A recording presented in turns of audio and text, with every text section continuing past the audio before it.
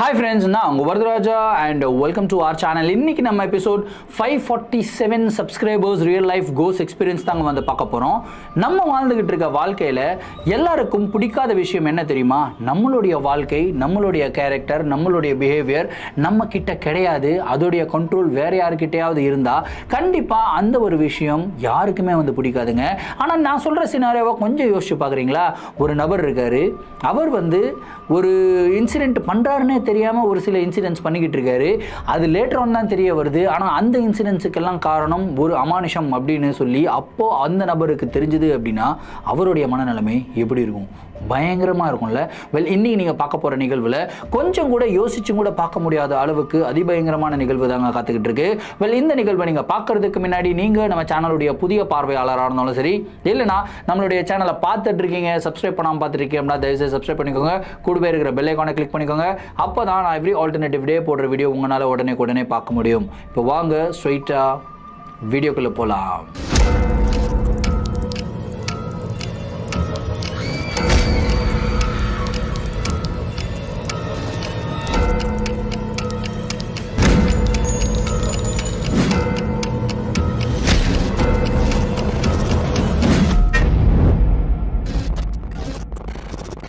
இந்த ஒரு நிகழ்வை நம்மளுக்கு ரோஷன் அப்படின்ற ஒரு சப்ஸ்கிரைபர் மெயில் பண்ணி விட்டுருக்காருங்க. இந்த ஒரு அமானுஷமான நிகழ்வு அவருக்கு கிட்டத்தட்ட 8 வருடங்களுக்கு முன்னாடி நடந்ததாகவும் இந்த நிகழ்வுடைய தாக்கத்திலிருந்து இதுவரைக்கும் அவர் வெளியே வரவே இல்லை அப்படின்னு வந்து சொல்லியிருக்காரு. சரி, கதையுடைய ஸ்டார்டிலிருந்தே வர ஆரம்பிப்போமே. ரோஷன் எந்த ஊரை சேர்ந்தவர் அப்படின்னு சொல்ல வேணாம்னு சொல்லிட்டாரு. ஸோ நம்மளுடைய இமேஜினேஷனுக்கு அவர் சென்னையை சேர்ந்தவர் அப்படின்னு வந்து வச்சுக்கலாமே. ஸோ ரோஷன் வந்து பார்த்தீங்கன்னா ஒரு மிகப்பெரிய ஜாயிண்ட் ஃபேமிலியில் தான் வந்து குழந்தையா வந்து பிறகுறாரு. ஸோ இவங்க கூட வந்து பார்த்தீங்கன்னா அவ்வளோ உறவுகள், அவங்களுடைய ஃபேமிலியே வந்து ஒரு மிகப்பெரிய ஃபேமிலி, அதாவது நார்த் இந்தியன் ஃபேமிலி அப்படின்றதுனால அவங்க எல்லாருமே வந்து பார்த்தீங்கன்னா ஒன்று கூடி தான் இருப்பாங்க. சித்தப்பா ஆகட்டும் சரி, பெரியப்பா ஆகட்டும் சரி, பெரியப்பா பசங்க, சித்தப்பா பசங்க, அத்தையோட பசங்க எல்லாருமே சேர்ந்து ஒன்றா தான் வளர்ந்துருக்காங்க. ஸோ இவங்களுடைய குடும்பத்திலேயே கிட்டத்தட்ட ஒரு 12-13 பேர் ஒரே வீட்டில் வந்து தங்கியிருக்காங்க. அதில் வந்து கிட்டத்தட்ட 8 பேர் வந்து சின்ன பசங்க. ஸோ யோசிச்சு பாருங்கள் எந்த அளவுக்கு வந்து ஒரு வைபாக இருக்கும், சின்ன பசங்களுக்கு பயங்கர ஜாலியாக இருக்கும்ல. அந்த மாதிரி ஒரு சூழ்நிலையில தான் வளர்றாரு. ஸோ ரோஷனுக்கு சின்ன வயசுலேருந்தே யாரை ரொம்ப ரொம்ப பிடிக்கும் அப்படின்னு வந்து கேட்டிங்கன்னா அவருடைய தாத்தாவை ரொம்ப பிடிக்குங்க. ஸோ தாத்தா பாட்டியும் கூட தான் இருக்கிறாங்க. ஸோ தாத்தா பாட்டி வந்து பார்த்தீங்கன்னா எப்பயுமே இவர் மேலே அளவு கடந்த பாசம். ஏன்னா இவர் தான் குடும்பத்திலேயே மூத்த பையன் அப்படின்றதுனால ரொம்ப அளவு கடந்த பாசம். ஸோ இப்படி இவங்களுடைய லைஃப் எல்லாமே நல்லா ஸ்மூத்தாக போய்கிட்டு இருக்கும்போது அவங்க அப்பா வந்து பார்த்தீங்கன்னா இன்னொரு வீடு ஷிஃப்ட் பண்ணலாம் அப்படின்னு சொல்லிட்டு ஒரு பெரிய வீட்டுக்கு வந்து ஷிஃப்ட் பண்ணி போகிறாங்க. ஏன்னா இவங்களுடைய குடும்பம் வந்து பெரிய குடும்பம். ஸோ வாடகை வீட்டில் தான் இருக்கிறோம், அவ்வளோ பெரிய வீடு வந்து இவங்களுக்கு ஒரு ஃபேமிலியாக கொடுக்குறோம் அப்படின்னு சொல்லிட்டு அந்த ஹவுஸ் ஓனர் என்ன பண்ணுறாருன்னா, இல்லைங்க நீங்கள் வேறு வீடு பார்த்துட்டு போங்க அப்படின்னு சொல்கிறாங்க. ஸோ இன்னொரு லொக்கேஷனுக்கு ஒரு மிகப்பெரிய வீடை வந்து வாடகைக்கு எடுக்கிறாங்க. வீட்டு வாடகையே ஒரு 30,000 ரூபா இருக்கும் அப்படின்றாங்க. யோசிச்சு பாருங்கள், கிட்டத்தட்ட ஒரு 8 வருடத்துக்கு முன்னாடியே ஒரு 30,000 ரூபா வாடகைனா எவ்வளோ பெரிய வீடு இருக்கும்ன்றதை கொஞ்சம் யோசிச்சு பாருங்கள். ஏன்னா இவங்களுடைய ஃபேமிலியும் பெருசு இல்லையா, 3-4 ஃபேமிலி வந்து ஒன்றா இருக்காங்க. அப்படி தான் அந்த வீட்டுக்கு வந்து வாடகைக்கு போகிறாங்க. அந்த வீட்டுக்கு போனதுக்கப்புறம் இவங்களுடைய வாழ்க்கையில் நிறைய பிரச்சனைகளை வந்து இவங்க சந்திக்கிறாங்க. ஃபர்ஸ்ட் என்ன ஆகுதுன்னா, இவங்க அப்பாவுடைய பிஸ்னஸ் எல்லாம் இருக்குல்ல, அவங்க அப்பாவுடைய பிஸ்னஸ் எல்லாம் லைட்டாக கொஞ்சம் அடி வாங்க ஆரம்பிக்குது. அவங்க பெரியப்பாவுடைய பிஸ்னஸும் அடி வாங்க ஆரம்பிக்குது, சித்தப்பாவுடைய பிஸ்னஸும் அடி வாங்க ஆரம்பிக்குது. ஸோ ஒட்டுமொத்தமாக குடும்பத்துடைய வருவாய் அப்படின்றது வந்து பார்த்தீங்கன்னா கம்மியாகிட்டே வருதுங்க. ஆனால் இருந்தாலும் குடும்பத்தை மேனேஜ் பண்ண முடியும் அப்படின்ற மாதிரி ஒரு சுச்சுவேஷனில் தான் இருந்தாங்க. இவங்களுக்கு வந்து நிறைய காசெல்லாம் பேங்க்கில் வச்சுருக்காங்க. ஸோ அதனால் பிரச்சனை இல்லை. இருந்தாலுமே இந்த வருவாய் கம்மியான பிரச்சனைனால இவங்க அப்பா ஆகட்டும் சரி, பெரியப்பா ஆகட்டும் சரி, சித்தப்பா ஆகட்டும் சரி, குழந்தைங்க கிட்ட கொஞ்சம் லைட்டாக எரிஞ்சு விழுக ஆரம்பித்தாங்க. ஏன்னா அவங்களுக்கு எப்படியாவது இந்த ஒரு சாம்ராஜ்யத்தை தூக்கி நிறுத்தணும் அப்படின்ற ஒரு ப்ரெஷர். ஸோ அந்த ப்ரெஷரை வந்து யார்கிட்ட காட்டணும்னு தெரியாமல் பசங்க கிட்ட வந்து காட்ட ஆரம்பித்தாங்க. ஸோ இப்படி பசங்க கிட்ட ப்ரெஷரை காட்டும் போது, திட்டும் போது, அடிக்கும் போது யார் வந்து தடுத்து காப்பாற்றுவா அப்படின்னா அவங்களுடைய தாத்தா பாட்டி, ரோஷனுடைய தாத்தா பாட்டி தான் வந்து தடுத்து காப்பாற்றுவாங்களாம். குறிப்பாக அவங்க தாத்தா வந்து ரொம்பவும் ஸ்ட்ரிக்டாக அவங்க பசங்க கிட்ட வந்து யாரும் என்னுடைய பேர பசங்க மேலேயும் சரி, பேத்திங்க மேலேயும் சரி கையை வைக்கக்கூடாது, திட்டக்கூடாது, நீங்கள் வெளியே போங்கடா அப்படின்ற அளவுக்கு வந்து பார்த்தீங்கன்னா அவர் வந்து ரொம்ப ஸ்ட்ரிக்டான ஒரு பர்சன் அப்படின்னு சொல்கிறாங்க. ஸோ எல்லாமே கரெக்டாக போயிட்டுருக்கு. ஒரு 6 மாதம் இப்படியே போகுதுங்க. 6 மாதம் கழிச்சு, அதாவது புது வீட்டுக்கு வந்து 6 மாதம் கழிச்சு திடீர்னு அவங்க தாத்தாவுடைய உடல்நிலை வந்து பார்த்திங்கன்னா பயங்கர மோசமாகுதுங்க.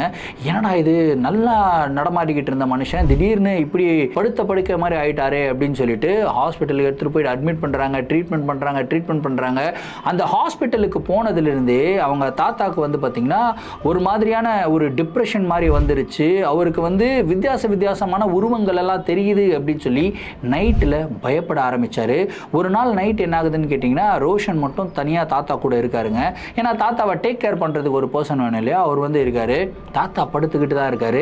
திடீர்னு படுத்துக்கிட்டு இருந்த மனுஷன், அதாவது உடல்நிலையே சரியில்லாமல் படுத்துக்கிட்டு இருந்த மனுஷன், எழுந்து நடமாட முடியாமல் படுத்துக்கிட்டு இருந்த மனுஷன் திடீர்னு வந்து பார்த்தீங்கன்னா பெட்டில் இருந்து எழுந்து உட்காந்துக்கிறாரு. பட்டுன்னு இந்த பக்கம் திரும்பி ரோஷனை பார்க்குறாரு.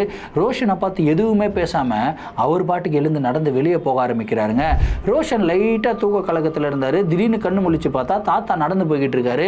தாத்தா எங்கே போகிறீங்க அப்படின்னு சொல்லி கேட்ட அடுத்த செகண்ட் வந்து பார்த்தீங்கன்னா தாத்தா டமால்னு கீழே விழுகிறாரு. அதாவது அவர்னால எழுந்து நிற்க முடியாமல் கீழே விழுந்தா எப்படி விழுவாங்களோ அந்த மாதிரி வந்து கீழே விழுகிறாருங்க. கீழே விழுந்த உடனே திரும்பியும் தாத்தாவை கூட்டிகிட்டு வந்து பெட்டில் படுக்க வச்சு, ஏன் தாத்தா என்ன தாத்தா எப்படி நடந்து போனீங்க அப்படின்னு சொல்லி கேட்கும்போது அவர் என்ன தெரியுமா சொன்னார், நானா நடந்து போனேன், நான் நடந்து போலையாடா, படுத்துக்கிட்டு தானடா இருக்கேன் அப்படின்றாரு. என்ன தாத்தா இப்படிலாம் பேசிக்கிட்டே இருக்கேன் அப்படின்னு சொல்லி கேட்டுக்கிட்டே இருக்கும்போது திடீர்னு வந்து பார்த்திங்கன்னா அவங்க தாத்தாவுடைய ஃபேஸில் வந்து ஒரு விதமான பயம் வந்து தெரியுது. ரோஷன் என்ன ஆச்சு தாத்தா அப்படின்னு சொல்லி கேட்குறாரு. ரோஷன் பார்த்து அவங்க தாத்தா, உனக்கு பின்னாடி அப்படின்னு சொல்லி பயந்துக்கிட்டே இருக்காரு. பயத்தில் அவருக்கு வந்து பார்த்திங்கன்னா ஃபிட்ஸ் வந்துருச்சுங்க. அப்படியே உடம்புலாம் டக்கடன்னு ஆடும் இல்லையா, அந்த மாதிரி வந்து ஃபிட்ஸ் வர ஆரம்பிச்சிச்சு. உடனடியாக அந்த டாக்டர்ஸ் நர்சஸ் எல்லாம் கூப்பிட்டு ட்ரீட் பண்ணுங்க அப்படி இப்படின்னதுக்கப்புறம் தாத்தா உடம்பெல்லாம் நடங்குது. ஆனால் அவருடைய கண் பார்வையெல்லாம் எங்கே இருக்குன்னு கேட்டிங்கன்னா, ரோஷன் நின்றுக்கிட்டு இருக்கார் இல்லையா, ரோஷனுக்கு எக்ஸாக்டாக பின்னாடி யாரோ ஒருத்தங்க நின்றுட்டு இருந்தா அங்கே பார்த்துக்கிட்டே இருப்பாங்க இல்லையா, அதே மாதிரி தான் அவங்க தாத்தா வந்து பார்த்துக்கிட்டே இருக்காரு, பயந்துக்கிட்டே இருக்காரு. அப்படியே தாத்தாவுடைய கண்ணிலிருந்து தண்ணீர் வழிஞ்சிக்கிட்டே இருக்குங்க. ஸோ இந்த ஒரு இன்சிடெண்ட்டை பார்க்கும்போது ரோஷனுக்குமே வந்து பார்த்திங்கன்னா அவருடைய அழுகையை கண்ட்ரோல் பண்ணவே முடியல. இப்படியே வந்து அன்னைக்கு நைட் எப்படியோ தாத்தாவை வந்து ஊசியெல்லாம் போட்டு தூங்க வைக்கிறாங்க. தூங்கிட்டுறாரு. அடுத்த நாள் காலையில், அதாவது படுத்த படுக்கையாக இருந்த மனுஷன் திடீர்னு மிரக்கல் மாதிரி பட்டுன்னு எழுந்துக்கிறாரு. எழுந்து அவர் பாட்டுக்கு நடந்து போக ஆரம்பிக்கிறாரு, நடந்து வர ஆரம்பிக்கிறாரு. ரோஷன் வா வீட்டுக்கு போகலாம் அப்படின்னு சொல்லி கூப்பிடுறாரு. ரோஷனுக்கு ஒன்றும் புரியல, இப்படி என்ன ஆச்சு, திடீர்னு பார்த்தா எழுந்து சூப்பராக நடக்கிறியா தாத்தா, விட்டா நீ வந்து ரேஸுக்கே ஓடுவ போல இருக்குது, அந்த மாதிரி இருக்கிற அப்படின்னு சொல்லி கேட்கும்போது, எனக்கெல்லாம் உடம்பு கொண்டுடா வாடா போகலாம் அப்படின்னு சொல்லிட்டு டிஸ்சார்ஜ் ஆகி வீட்டுக்கும் வந்துடுறாங்க. வீட்டுக்கு வந்து ஒரு 3 நாள் அவர் வந்து பார்த்திங்கன்னா ஒரு 20-30 வயசுள்ள ஒரு பர்சன் எப்படி ஓடி ஆடி விளையாடுவாங்களோ அந்த மாதிரி பசங்க கூடலாம் ஓடி ஆடி விளையாட ஆரம்பிக்கிறாரு. ஸோ எல்லாருமே ரொம்ப சந்தோஷப்பட ஆரம்பிக்கிறாங்க. ஆனால் திடீர்னு நைட்டில் தாத்தா அலறி அடிச்சுக்கிட்டு எழுந்து உட்கார்றாரு. திடீர்னு அழுக ஆரம்பிக்கிறாரு. அந்த வீட்டுக்குள்ளே ஏதோ ஒன்று இருக்குது அப்படின்னு சொல்லி கத்த ஆரம்பிக்கிறாரு. ஸோ இவரை கண்ட்ரோல் பண்ணுறதே வந்து ஒரு மிகப்பெரிய விஷயமா இருந்தது அவங்களுடைய பாட்டிக்கு. ஒரு 3 நாள் தாங்க இப்படி இருந்திருப்பாரு. நல்லா ஓடி ஆடிக்கிட்டு இருந்த மனுஷன் எந்த ஒரு பிரச்சனையும் அவருடைய உடம்புல இல்லை அப்படின்னு சொல்லி டாக்டர் சர்டிஃபிகேட்டே கொடுத்துருக்காங்க. அவருக்கு பிபி கிடையாது, சுகர் கிடையாது, எதுவுமே கிடையாது. ரொம்பவும் ஹெல்த்தியான ஒரு பர்சன் 3 நாள் கழிச்சு யாருமே எதிர்பார்க்காத முறையில் வந்து பார்த்திங்கன்னா இறந்து போயிடுறாருங்க. இந்த இறந்து போன உடனே இந்த குடும்பமே வந்து பார்த்திங்கன்னா ஒரு மிகப்பெரிய சோகத்தில் வந்து ஆழ்ந்துட்டாங்க. என்னடா இது தாத்தாவுக்கு இப்படி ஆயிடுச்சு அப்படின்னு சொல்லிட்டு எல்லா பசங்களுமே வந்து அழுக ஆரம்பிக்கிறாங்க. அந்த வீட்டில் பிரச்சனையா இல்லை இந்த ஹாஸ்பிட்டலில் பிரச்சனையா என்னாச்சுன்னே தெரியாமல் இந்த குடும்பம் வந்து பார்த்திங்கன்னா தவிச்சுக்கிட்டு இருந்ததுங்க. அந்த தாத்தா இறந்து போனதுக்கப்புறம் அந்த வீட்டில் நடந்த விஷயங்கள் இருக்குது தெரியுமா, எண்ணற்ற குடும்பங்கள் அந்த வீட்டில் இருக்கிறவங்க பார்த்தாங்க. அதாவது ஒன்றா இருந்த குடும்பம் உடஞ்சி போகிற வலி இருக்குது தெரியுமா, அந்த வலி வந்து ஒரு மிகப்பெரிய வலி அப்படின்னு சொல்லலாம். அவங்க அப்பா, சித்தப்பா, பெரியப்பா எப்பயுமே ஒன்றா இருப்பாங்களாம். அவங்க தாத்தா இறந்து போனதுக்கப்புறம் 3 பேரும் சண்டை போட்டுக்க ஆரம்பித்தாங்க. ஒரு ஃபேமிலியாக வெளியே போக ஆரம்பித்தாங்க. 3 ஃபேமிலியுமே வந்து பார்த்திங்கன்னா முகம் கொடுத்தும் கூட பேசாத அளவுக்கு வந்து ரொம்ப பிரச்சனை வந்து உண்டாயிருச்சு. இன்ஃபேக்ட் இந்த குழந்தைகள்லாம் எப்பயுமே யுனைட்டடாக தான் இருப்பாங்கல்ல. ஸோ சின்ன பசங்க எப்பயுமே ஜாலியாக தான் பேசுவாங்க. அப்படி தான் குழந்தைங்க எல்லாரும் பேசிக்கிட்டு இருந்தாலும் இந்த அப்பா அம்மா வந்து ஒரு சில ப்ரெஷர் போடுவாங்கல்ல, அதாவது நான் பேசலையா நீயும் பேசக்கூடாது அப்படின்ற மாதிரி ப்ரெஷர் போடுவாங்களே, அந்த மாதிரி ப்ரெஷரில் வந்து இவங்க பெரியப்பா பசங்களும் சரி சித்தப்பா பசங்களும் சரி ரோஷன் கிட்ட பேசாமலே வந்து இருக்க ஆரம்பித்தாங்க. ரோஷன் தனியாக இருக்க ஆரம்பித்தார். சரி தனியாக இருக்கிறாரே, வேற ஏதாவது பண்ணுவோம் அப்படின்னு சொல்லி படிப்பில் கான்சன்ட்ரேட் பண்ணால் படிப்பும் அவருடைய மண்டைக்கு ஏறவே இல்லை. ஸோ ஒட்டு மொத்தமாக அவங்க என்டையர் ஃபேமிலியாக வந்து டிப்ரெஷன் மோடுக்கு போயிருச்சு அப்படின்னு சொல்லலாம். ஸோ இந்த 3 பிள்ளைகளுமே வந்து பிரிஞ்சு போயிட்டாங்களே அப்படின்னு அப்படின்ற ஒரு கவலையிலேயே பாட்டி வந்து இருந்தாங்க. பிளஸ் அவங்களுடைய கணவரும் இறந்து போயிட்டாரு அப்படின்ற ஒரு கவலையில் இருந்தாங்க. திடீர்னு அவங்க பாட்டியும் அவங்க தாத்தா எப்படி ரியாக்ட் பண்ணாரோ அதே மாதிரி ரியாக்ட் பண்ண ஆரம்பிக்கிறாங்க. நைட்டில் எழுந்து உட்காந்து கதற ஆரம்பிக்கிறாங்க. சம்பந்தம் இல்லாமல் அழுக ஆரம்பிக்கிறாங்க. அதுக்கப்புறம் பசங்களெல்லாம் போட்டு திட்ட ஆரம்பிக்கிறாங்க. ரோஷனை திட்டுறாங்க, அவங்களோட பையனை, அதாவது ரோஷனுடைய அப்பாவை வந்து திட்டுறாங்க. இன்ஃபேக்ட் அவங்களுடைய மருமகளை, ரோஷனுடைய அம்மாவை வந்து பார்த்தீங்கன்னா ஒரு நாள் அடிச்சிடுறாங்க. அவங்களுடைய கோபம் வரும்போது அவங்களுடைய ஃபேஸ் எப்படி இருக்குன்னு கேட்டிங்கன்னா அவங்க பாட்டியோடைய ஃபேஸ் மாதிரியே இல்லை, கம்ப்ளீட்டாக டிஃப்ரெண்ட்டான ஒரு ஃபேஸாக அவங்களுடைய ஃபேஸ் வந்து தெரியுது. அவங்களுக்குள்ள ஏதோ ஒன்று பூந்துருச்சோ அப்படின்ற ஒரு பயம் அப்போ தான் அவங்களுடைய மனசுக்குள்ளே வருது. சரி, அடுத்த நாள் காலையில் ஏதாவது ஒரு கோயிலுக்கு கூட்டிகிட்டு போகலாம், பூஜை எல்லாம் பண்ணலாம், விரட்டி விடலாம் அப்படின்றதெல்லாம் யோசிச்சுக்கிட்டே இருக்கும்போது திடீர்னு வந்து பார்த்திங்கன்னா தாத்தா எப்படி மர்மமான முறையில் இறந்து போனாங்களோ அதே மாதிரி பாட்டியும் மர்மமான முறையில் இறந்து போயிட்டாங்க. இதுக்கப்புறம் இந்த குடும்பமே வந்து செதஞ்சிருச்சு அப்படின்னு சொல்லலாம். ஸோ பேக் டு பேக் தாத்தாவும் பாட்டியும் ஒரு 2-3 மாத காலத்திலேயே வந்து பார்த்திங்கன்னா இறந்து போயிட்டாங்க. ரோஷன் தனிமையாயிட்டாரு. தனிமையாக இருக்கும்போது நம்மளுக்கு நிறைய தவறான சிந்தனைகள் எல்லாம் வரும் இல்லையா, அந்த மாதிரி தவறான சிந்தனைகளுக்குள்ளெல்லாம் ரோஷன் போக ஆரம்பித்தார். ஸோ அவர் வந்து பார்த்திங்கன்னா கெட்ட பழக்கங்களுக்கு வந்து வழிவகுத்தார். கெட்ட பழக்கங்கள் வந்து பண்ண ஆரம்பித்தார், ஸ்மோக் பண்ண ஆரம்பித்தார், ட்ரிங்க் பண்ண ஆரம்பித்தார். இந்த மாதிரி அவருடைய வாழ்க்கை போய்கிட்டு இருக்கும்போது இந்த சைடு அவங்க அப்பாவுடைய ஃபினான்ஷியல் சைடு ரொம்பவும் அடிவாங்க ஆரம்பிச்சுது. சக்ஸஸ்ஃபுல்லாக ரன் பண்ணிக்கிட்டு இருந்த பிஸ்னஸ் வந்து பார்த்திங்கன்னா பயங்கரமான ஒரு ஃபெயிலியர் ஆகிடுச்சு. பிஸ்னஸை இழுத்து மூட வேண்டிய ஒரு சூழ்நிலை. 40,000-30,000 ரெண்ட் கொடுத்துக்கிட்டு இருந்தாங்க. அந்த 30,000 ரெண்ட் கொடுக்க முடியாத ஒரு காரணத்தினால இவங்களும் சின்ன ஃபேமிலியாக தான் இருந்தாங்களே, ஸோ இவங்க வந்து ஒரு வாடகை வீடு, வேற ஒரு சின்ன வீட்டுக்கு வந்து இருக்க ஆரம்பித்தாங்க. அந்த வீடை பார்த்த உடனே ரோஷனுக்கு பிடிக்கல. ஏன்னா சின்ன வயசுலேருந்தே ஒரு மிகப்பெரிய வீட்டில் வாழ்ந்துட்டாரு. இப்போ ஒரு சிங்கிள் பெட்ரூம் வீட்டுக்கு வந்து ஷிஃப்ட் ஆகுறாங்க. அவங்க அப்பாவுக்கு வந்து பிஸ்னஸில் எப்படி மேலே வரணும்னே தெரியாமல் ஒரு மாதிரி அவர் டிப்ரெஷன் மோடுக்கு போயிட்டு அவருடைய உயிரே அவர் எடுத்துக்கலாம் அப்படின்னு சொல்லி 2-3 தடவை வந்து ட்ரை பண்ணியிருக்காரு. எப்படியோ தடுத்து நிறுத்தியிருக்காங்க. அதுக்கப்புறம் சரி நான் வேலைக்கு போகிறேன் அப்படின்னு சொல்லி வேலைக்கு போகிறாருங்க.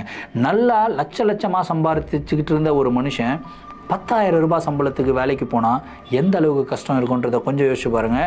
அவங்க அப்பா அந்த மாதிரி 10,000 ரூபாய் சம்பளத்துக்கு தாங்க வேலைக்கு போகிறாரு. ஸோ அவங்க அம்மாவுமே வந்து பார்த்திங்கன்னா இந்த பாத்திரம்லாம் விளக்குவாங்க இல்லையா, அந்த மாதிரி வேலைக்கு வந்து போயிருக்காங்க. ஏன்னா எப்படியாவது குடும்பத்தை காப்பாற்றணும், பசங்களுக்கு செலவு பண்ணணும், ரோஷனுக்கு செலவு பண்ணணும். ரோஷன் வந்து பார்த்திங்கன்னா இதெல்லாம் பார்த்து பயங்கர டிப்ரெஷன் மோடுக்கு போயிட்டாரு. இவருடைய கெட்ட பழக்கம் அளவுக்கு அதிகமாக போய்கிட்டு இருந்தது. ஒன் ஃபைன் டே அவங்க அப்பா வந்து ரோஷன் கிட்ட உட்காந்து அழுக ஆரம்பிக்கிறாரு.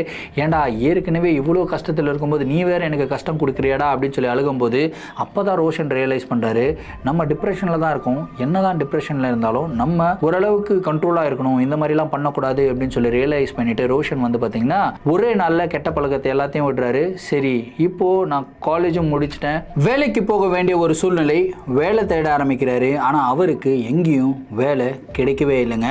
ஸோ இப்படியே இன்னொரு 2 மாதம் போகுதுங்க. இந்த 2 மாதத்தில் என்ன ஆகுதுன்னு கேட்டிங்கன்னா இவங்களுடைய குடும்பம் பயங்கரமான ஒரு வறுமையில் வந்து இருக்காங்க. அவங்க அம்மாவுக்கும் ரொம்ப உடம்பு முடியாமல் போயிடுது. அவங்க அம்மாவும் வேலைக்கு போக முடியல. அவங்க அப்பாவுடைய வேலையிலிருந்தும் அவரை தூக்கணும் அப்படின்ற மாதிரிலாம் பேசிக்கிட்டு இருந்தாங்க. உச்சக்கட்ட டிப்ரெஷனில் வந்து இவங்க என்டையர் ஃபேமிலி வந்து இருந்தாங்க. என்னடா பண்ண போகிறோம் அப்படின்னு சொல்லி தெரியாமல் சுற்றிக்கிட்டு இருந்த ரோஷனுக்கு வந்து பார்த்திங்கன்னா அவருடைய ஃப்ரெண்டு ஒருத்தர் வந்து கால் பண்ணுறாரு. கால் பண்ணி மச்சான் இந்த மாதிரி வேலை கேட்டிருந்தால, ஒரு வேலை இருக்குடா, உனக்கு டிரைவிங் தெரியுமா அப்படின்னு சொல்லி கேட்குறாரு. டிரைவிங் தெரியும் அப்படின்னு வந்து சொல்கிறாரு.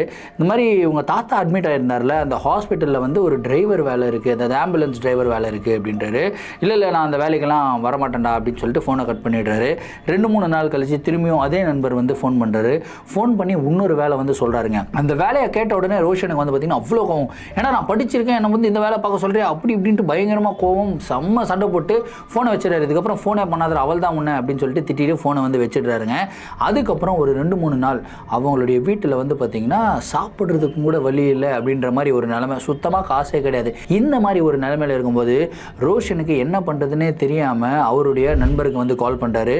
கால் பண்ணி மச்சான் நீ அந்த வேலை சொன்னல, அந்த வேலை நான் வரேன்டா அப்படின்னு வந்து சொல்கிறாரு. சரி ஏன் வரமாட்டேன் அப்படின்னு சொன்னதுக்கு கேட்ட உடனே அவர் வந்து சொல்கிறார், இல்லை எங்கள் தாத்தா வந்து அங்கே அட்மிட் ஆகியிருந்த ஹாஸ்பிட்டலில் அந்த ஹாஸ்பிட்டலில் தான் இந்த மாதிரி பிரச்சனைகள்லாம் ஸ்டார்ட் ஆச்சு. எங்கள் தாத்தாவுக்கு வந்து ஏதோ பேய் பிடிச்ச மாதிரிலாம் பண்ண ஆரம்பித்தார். அதுக்கப்புறம் எங்கள் பாட்டி இந்த மாதிரி ஆயிடுச்சு, எங்களுடைய ஃபேமிலியே இந்த மாதிரி ஆயிடுச்சுரா, அதனால தான் அந்த ஹாஸ்பிட்டல் பேரை கேட்டோடனே எனக்கு கோவம் வந்துச்சு. ஆனால் இப்போ எனக்கு வேறு வழியே தெரியல, என்னுடைய குடும்பமே பயங்கர கஷ்டத்தில் இருக்காங்க, ஸோ எனக்கு ஹெல்ப் பண்ணு அப்படின்னு சொல்கிறாரு. சரிடா, எவ்வளோ வேலைக்கு சம்பளம் கிடைக்கும் அப்படின்னு சொல்லி ரோஷன் கேட்குறாரு. அதுக்கு அவர் சொல்கிறார், இந்த மாதிரி 15,000 20,000 ரூபா வரைக்கும் சம்பளம் கிடைக்கும்டா அப்படின்னு சொல்கிறாரு. என்னது 15,000 20,000 ரூபா, மிகப்பெரிய காசாச்சே, கண்டிப்பாக நான் வரேன் அப்படின்னு சொல்லிட்டு அவர் வந்து ஹாஸ்பிட்டலுக்கு போகிறாருங்க. ஹாஸ்பிட்டலுக்கு போயிட்டதுக்கு அப்புறம் தான் இவருக்கு தெரியுது, இவருக்கு என்ன வேலை தெரியுமா அசைன் பண்ணப்பட்டிருக்கு. இந்த மாதிரி ஹாஸ்பிட்டலில் மார்ச்சுவரிலாம் இருக்கும்ல, அதாவது பிணக்கிடங்கள்லாம் இருக்கும்ல, மார்ச்சுவரியில் நைட் டைமில் ஸ்டே பண்ணுற மாதிரி ஒரு வேலை. ஸோ அந்த மார்ச்சுவரியிலேருந்து டெட் பாடிஸ் எல்லாம் எடுத்து பாதுகாத்து அப்புறம் அவங்களோட ரிலேட்டிவ்ஸ்க்கெல்லாம் கொடுக்கணும்ல, அந்த மாதிரி ஒரு வேலை தாங்க. ஆரம்பத்தில் இந்த வேலையை நினச்சி ரொம்ப பயப்படுறாரு. அதுக்கப்புறம் வந்து அங்கே இருக்கிறவங்களாம் சொல்கிறாங்க, அதெல்லாம் ஒன்றும் பிரச்சனை இல்லைப்பா, நைட்டு தானே, நைட் டைமில் தானே, பாதி நேரம் தூங்கிடுவேன், பாதி நேரம் வந்து ஏதாவது ஃபோன் கீன்னு பார்த்து ஏதாவது டைம் ஸ்பெண்ட் பண்ணி ஜாலியாக இருந்துருப்பா, அதுக்கப்புறம் காலைல சும்மா உட்கார்றதுக்கு உனக்கு 15,000-20,000 கிடைக்குது, வேணாமாப்பா அப்படின்னு சொல்லி கேட்குறாங்க. சரி, அவங்க சொல்கிறதும் கரெக்டு தான், நம்ம என்ன பண்ண போகிறோம், ஒரு உயிரோடு இருக்கிற மனிதர்கள் கூட இருந்தாலாவது நம்ம ஏதாவது பேசிக்கிட்டு இருப்போம், எவனாவது ஏதாவது பிரச்சனையை கிளப்போம், இவங்க எல்லாம் செத்து போய் படுத்து கிடக்குறாங்க, இவங்க என்ன பிரச்சனையாக கிளப்புறாங்க அப்படின்னு சொல்லிட்டு தான் இவர் நம்பி அந்த வேலையில் போய் ஜாயின் பண்ணுறாருங்க. அதுக்கப்புறம் தான் இவருக்கு ஒரு மிகப்பெரிய ட்விஸ்டே காத்துக்கிட்டு இருந்தது. முதல் நாள் இவருடைய வேலைக்கு வந்து போகிறாரு. ஸோ வேலையில் போன உடனே இவர் என்ன பண்ணுறாருனா, இவருடைய ஹெட்செட்டெல்லாம் எடுத்துன்னு போயிடுறாரு. ஃபோனில் வந்து 2-3 படம்லாம் இருக்குதுங்க. இவர் வந்து அப்படியே படம் பார்த்துக்கிட்டே இருக்கார். கிட்டத்தட்ட ஒரு 2-3 படம் பார்த்துட்டாரு. ஃபஸ்ட்டு நாள் வந்து இப்படி போகுது, சைலண்ட்டாக போகுது. அடுத்த நாள் நைட்டு வந்து போகிறாரு. அடுத்த நாள் நைட்டும் இதே மாதிரி ஒரு ருட்டீனை ஃபாலோ பண்ணுறாரு. கிட்டத்தட்ட ஒரு 3 நாள் இதே மாதிரி ஒரு ருட்டீனை வந்து ஃபாலோ பண்ணுறாருங்க. 3 நாளாக ஒரு பேட்டர்ன் வந்து இவர் நோட்டீஸ் பண்ணுறாரு. எப்பயுமே ரோஷனுக்கு இந்த மாதிரி காமெடி படங்கள்லாம் பார்க்குறது ரொம்ப பிடிக்குமா. ஸோ காமெடி படங்களை பார்க்கும்போது, காமெடி சீன்ஸ் பார்க்கும்போது வாயை விட்டு சிரிப்போம் இல்லையா, ஸோ அந்த மாதிரி வாயை விட்டு சிரிக்கிறாருங்க. ஆனால் இவர் சிரிக்கும் போதெல்லாம் இவர் ஒரு எம்டியான ரூமில் இருக்கார். நிறையா டெட் பாடிஸ் வந்து அந்த மாதிரி ட்ராஸ்லலாம் வைக்கப்பட்டிருக்கும், அந்த மாதிரி தான் வைக்கப்பட்டிருக்கு. ஐஸ் ஃப்ரீஸான ஒரு ட்ராவில் வந்து வைக்கப்பட்டிருக்கு. இவர் வந்து உட்கார்ந்துட்டு இருக்காரு. இவர் சிரிக்கும் போது அந்த ரூம்ல எக்கோ கேட்டதுன்னா பரவாயில்ல, ஆனால் எக்கோவுக்கு பதிலாக இவர் கூட வேற யாரோ சிரிக்கிற மாதிரி வாய்ஸ் வந்து கேட்குது. இவர் வந்து இனிஷியலாக என்ன யோசிக்கிறாரு அப்படின்னா, நம்ம தான் சிரிக்கணும், அதோட எக்கோ தான் கேட்குது போல இருக்கே அப்படின்னு சொல்லிட்டு ஃபஸ்ட்டு 3 நாள் வந்து நினச்சிக்கிறாருங்க. 4வது நாள் தான் பட்டுன்னு என்ன ஆகுதுன்னா, இவருடைய ஃபோன் வந்து பார்த்திங்கன்னா ஆஃப் ஆகுது, அதாவது பேட்ரி இல்லாமல் ஆஃப் ஆகுது. சரி, சார்ஜரும் அன்றைக்கி எடுத்துகிட்டு வரல. கரெக்டாக ஆஃப் ஆகிற டைமில் இவர் வந்து சிரிக்கிறாரு. அதாவது ஒரு நல்ல காமெடி சீன் வந்து வந்துக்கிட்டு இருக்கு, அதை பார்த்து இவர் சிரிக்கிறாரு. சிரிச்சுக்கிட்டே இருக்கும்போது இவர் பக்கத்துலேயே நின்று யாரோ சிரிக்கிற மாதிரி ஒரு சவுண்டு கேட்குது. அதாவது 2 பேர் சிரிக்கிற மாதிரி சவுண்டு கேட்குது. அந்த மார்ச்சுவரி ரூமில் இவர் மட்டும்தான் இருக்கார், வேறு யாருமே கிடையாது. என்னடா இது, நம்ம மட்டும்தான் இருக்கோம், வேறு யாருமே இல்லையே அப்படின்ற ஒரு டவுட்டு அப்போ தான் இவருடைய மனசுக்குள்ளே வர ஆரம்பிக்குது. இன்னொரு டவுட் என்னன்னு கேட்டிங்கன்னா, ஏதாவது ஒரு ஆம்பளை வாய்ஸ், அதாவது இவரோட வாய்ஸே சிரிக்கிற மாதிரி கேட்டுச்சுன்னா ஓகே, எக்கோ கேட்குது அப்படின்னு சொல்லலாம். ஆனால் ஒரு பெண்ணுடைய வாய்ஸில் சிரிக்கிற மாதிரி சவுண்டு கேட்குதுங்க.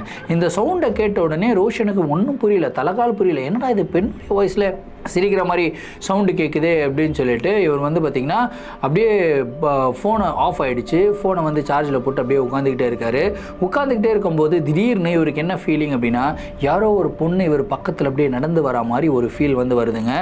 அந்த ஒரு ஃபீல் வந்த உடனே இவர் வந்து அப்படியே திரும்பி பார்க்குறாரு, சுற்றி முற்றி பார்த்தா எல்லாமே வந்து ஃபுல்லாக டெட் பாடிஸ் தான் படுத்துட்ருக்கு. ஸோ அதெல்லாம் பார்த்த உடனே இவருக்கு ரொம்ப பயமாக இருக்குது. என்னடா இது, சாதாரணமாக தான் படுத்துக்கிட்டு இருக்காங்க, ஆனால் இவங்களை பார்த்தாலே எனக்கு ரொம்ப பயமாக இருக்கே, ஒரு மாதிரி பீதியாக இருக்கேன், இந்த ரூமை விட்டு வெளியே போகலாம் அப்படின்னு சொல்லி அந்த ரூமை விட்டு வெளியே வராருங்க.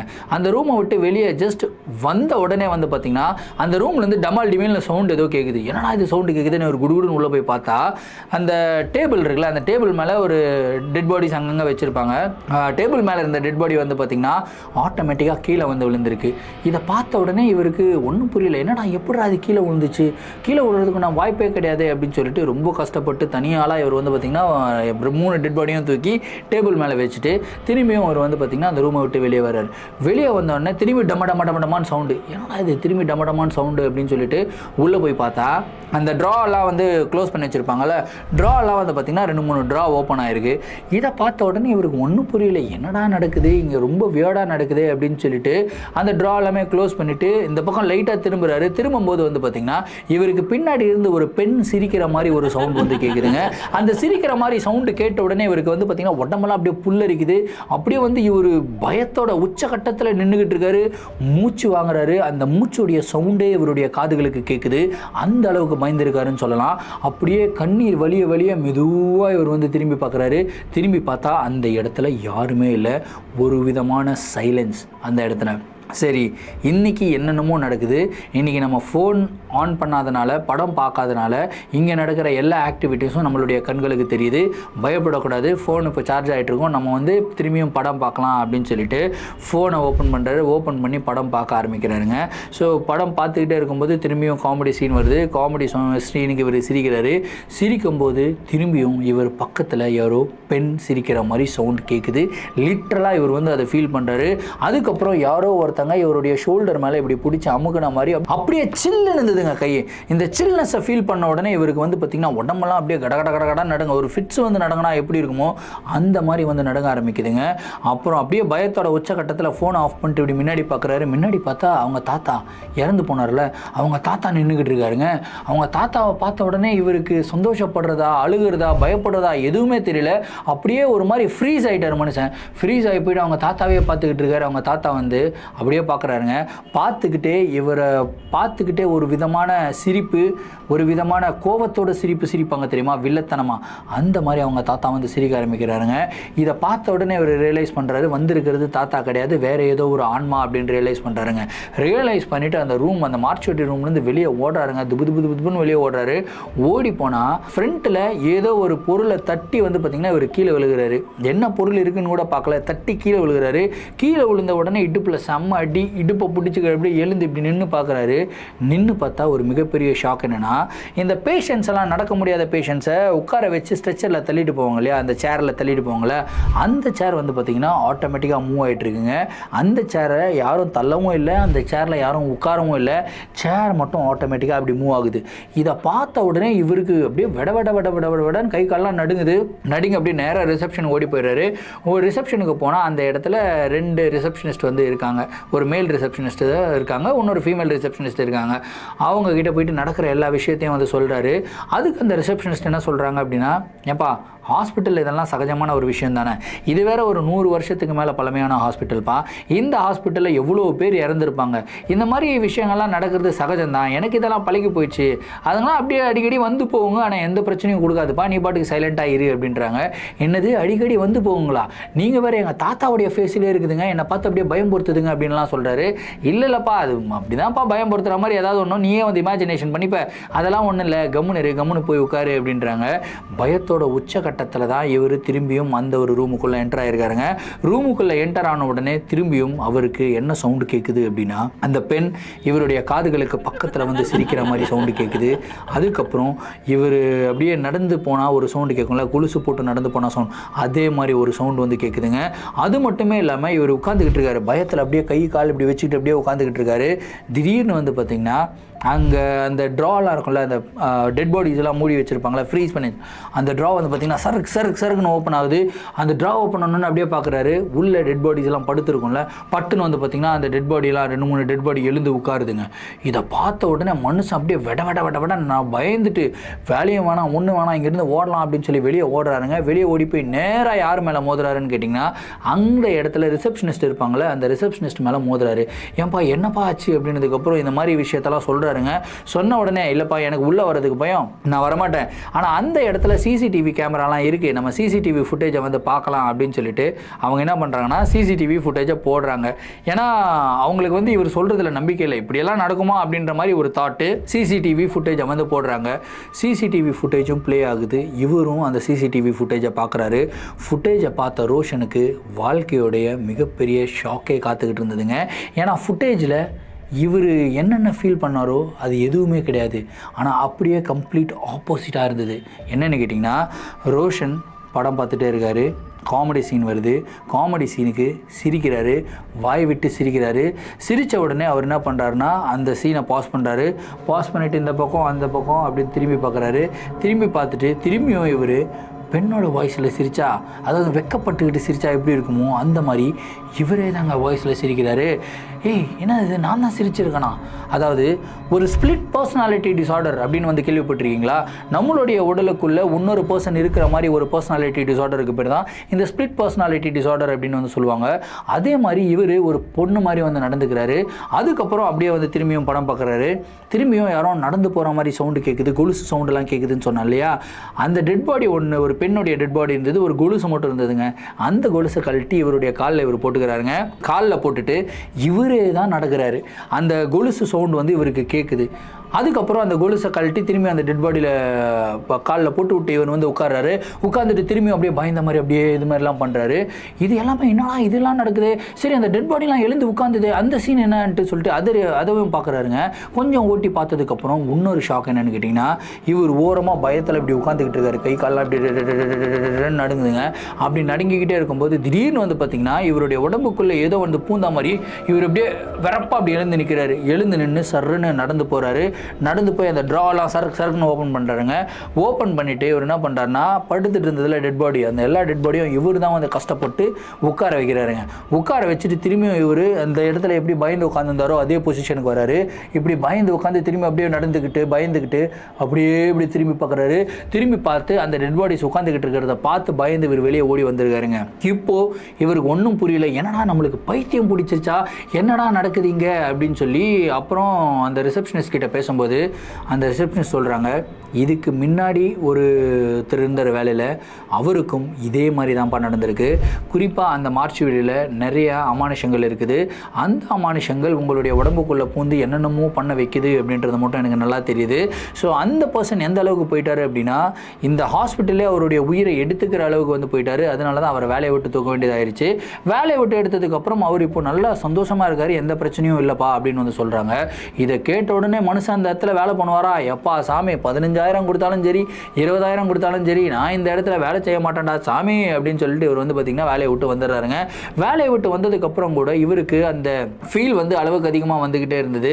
ரொம்ப பயத்தில் இருந்தார். அதுக்கப்புறம் ஒரு நாள் என்ன பண்ணுறாருன்னா, அவங்க தாத்தாவுடைய ஃபோட்டோ வச்சுக்கிட்டு அழுதுகிட்டே அப்படியே வந்து அவங்க தாத்தாவை பார்த்துக்கிட்டே இருக்காரு. அப்படியே அவங்க தாத்தா ஃபோட்டோவில் வந்து இந்த பூவெல்லாம் இருக்கும்ல, அந்த பூ வந்து பார்த்திங்கன்னா இவர் மேலே விழுந்துருக்குங்க. அந்த பூ விழுந்ததுலேருந்து இவருடைய லைஃபே சேஞ்ச் ஆயிடுச்சு அப்படின்னு சொல்லலாம். நான் சொல்கிறது வந்து ஒரு படத்து மாதிரி தான் இருக்கும், பட் ரியாலிட்டியில் இது தான் நடந்தது அப்படின்னு சொல்லியிருக்காரு. ஸோ அந்த பூ விழுந்ததுலேருந்து இவருடைய லைஃப்பும் சேஞ்ச் ஆயிடுச்சு. இவங்களுடைய குடும்பத்தில் இருக்கிற எல்லா பிரச்சனைகளும் அப்படியே படிப்படியாக மறைய ஆரம்பிச்சுதாங்க.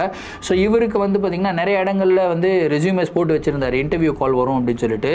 ஒரு பெரிய கம்பெனிலேருந்து இன்டர்வியூ கால் வருது, அட்டன் பண்ணி பேசுகிறாரு. இவருடைய படிப்புக்கு ஏற்ப வந்து பார்த்திங்கன்னா ஒரு நல்ல வேலை வந்து கிடைச்சிருக்கு. கிட்டத்தட்ட ஒரு 25,000-30,000 ருபீஸ் சேலரியில் வந்து கிடைச்சிருக்கு. அவங்க அப்பாவுக்குமே வந்து பார்த்திங்கன்னா பிஸ்னஸில் வந்து நிறையா பணம் வர வேண்டியது இருந்தது. திடீர்னு வந்து பார்த்திங்கன்னா ஓவர் நைட்டாக நேற்று வரைக்கும் வந்து பணத்தை கொடுக்க மாட்டேன், உன்னை ஏமாற்றிட்டேன் அப்படின்ற மாதிரி பயங்கர சவடாலாக பேசிக்கிட்டு இருந்த மனுஷங்க எந்த ஒரு எதுவுமே பண்ணாமல் அவங்களே முன் வந்து பார்த்திங்கன்னா அவங்க கையிலேருந்து காசு எடுத்து வந்து அவங்க அப்பா கிட்ட கொடுக்குறாங்க. திரும்பியும் அவர் வந்து பார்த்திங்கன்னா பிஸ்னஸை ஸ்டார்ட் பண்ணுறாரு. பிஸ்னஸை ஸ்டார்ட் பண்ணி கொஞ்சம் சக்ஸஸ்ஃபுல்லாக போக ஆரம்பிக்கிறாரு. இதே மாதிரி சினாரியோ வந்து பார்த்திங்கன்னா அவங்களுடைய பெரியப்பா வீட்லேயும் அவங்களுடைய சித்தப்பா வீட்லேயும் நடக்குது. இந்த 3 ஃபேமிலியும் அட் அ டைமில் வந்து பார்த்திங்கன்னா தனித்தனியாக வந்து அவங்களுடைய சொந்த காலில் வந்து நிற்க ஆரம்பிக்கிறாங்க. அதுக்கப்புறம் அந்த பெரியப்பாவும் சித்தப்பாவும் நேராக அவங்க அப்பா கிட்ட வந்து பேச ஆரம்பிக்கிறாங்க. மன்னிச்சிரு அப்படின்னு சொல்லிட்டு பேசி 3 பேரும் ஒன்று சேர்றாங்க. திரும்பியும் என்டையர் ஃபேமிலி வந்து ஒன்று சேருதுங்க. திரும்பியும் அந்த ஒரு மிகப்பெரிய வீடு, அதாவது ஏற்கனவே அவங்க தாத்தா இறந்து போனார்ல அந்த ஒரு வீடு கிடையாது, இதுக்கு முன்னாடி ஒரு வீட்டில் இருந்தாங்க தெரியுமா, அந்த வீட்டை வந்து இவங்க வாங்கிடுறாங்க. அந்த அளவுக்கு வந்து காசு வந்து சம்பாரிச்சிடுறாங்க. அந்த வீடை வாங்கிட்டு அந்த வீட்டிலே வந்து செட்டில் ஆகிட்டு இப்போ அந்த வீட்டில் தான் இருக்கிறதாகவும் வந்து சொல்லியிருக்காரு. வாட் அ ஃபென்டாஸ்டிக் ஸ்டோரி பாருங்கள். இதில் நிறையா விஷயங்கள் வந்து பார்த்திங்கன்னா முரண்பாடாக இருந்தாலும் ஒரு சில விஷயங்களை நம்ப முடிகிற மாதிரி தான் இருக்குது. அந்த இடத்துல அமானுஷங்கள் இருக்குது அப்படின்னு சொல்லி நிறைய பேர் நம்புகிறாங்க. இவருக்கு ஸ்பிளிட் பர்சனாலிட்டி டிசார்டர் கிடையாது. ஆனால் அந்த இடத்துல ஏன் இவர் வந்து ஸ்பிளிட் பர்சனாலிட்டி டிசார்டர் வந்த மாதிரி இவர் நடந்துக்கிறாரு அப்படின்ற ஒரு கேள்விக்கு உண்டான விடை இது வரைக்கும் யாருக்குமே கிடைக்கல. இன்ஃபேக்ட் ரோஷனுக்கும் கிடைக்கல. என்கிட்ட அதை கேட்டிருக்காரு. எனக்கு என்னங்க தெரியும், அவர் வந்து அந்த இடத்துல இருந்தாருன்றதை நீங்கள் சொல்கிறீங்க, நான் நம்புகிறேன். உங்களுக்கு இந்த மாதிரிலாம் பண்ணீங்க அப்படின்னு சொல்லி நீங்கள் சொல்கிறீங்க, அதையும் நான் நம்புகிறேன். அதையும் நான் வீடியோ மேக் பண்ணி போடுறேன். ஆனால் ஏன் அப்படி பண்ணீங்க அப்படின்னு சொல்லி கேட்டால் எனக்கு அதுக்குண்டான பதில் இல்லை. உங்களுக்கு அதுக்குண்டான பதில் இருக்கா? இருந்தது அப்படின்னா கமெண்ட்டில் மென்ஷன் பண்ணுங்கள். இந்த வீடியோ பயங்கர சுவாரஸ்யமாக இருந்திருக்கும் அப்படின்றதுல எந்த விதமான சந்தேகமும் இல்லை. இந்த வீடியோவை பற்றின உங்களுடைய கருத்துக்கள் என்ன அப்படின்றத கமெண்ட் பாக்ஸில் சொல்லுங்கள். இதே மாதிரி உங்களுடைய வாழ்க்கையில் ஏதாவது அமானுஷமான நிகழ்வுகள் நடந்திருந்து அந்த நிகழ்வுகளை எங்களை ஷேர் பண்ணணும்னு நினச்சிங்கன்னா நான் இன்ஸ்டாகிராமில் ஃபாலோ பண்ணிவிட்டு இன்ஸ்டாகிராமில் டிஎம் பண்ணுங்கள். இல்லை என்னுடைய மெயில் ஐடிக்கு மெயிலாக சென்ட் பண்ணி விடுங்க. கண்டிப்பாக உங்களுடைய நிகழ்வுகளும் நம்மளுடைய சேனலில் வீடியோஸை போடப்படும். மீண்டும் அடுத்த வீடியோவில் சந்திக்கும் வரை நான் உங்கள் Varadaraja signing off. Thank you and bye.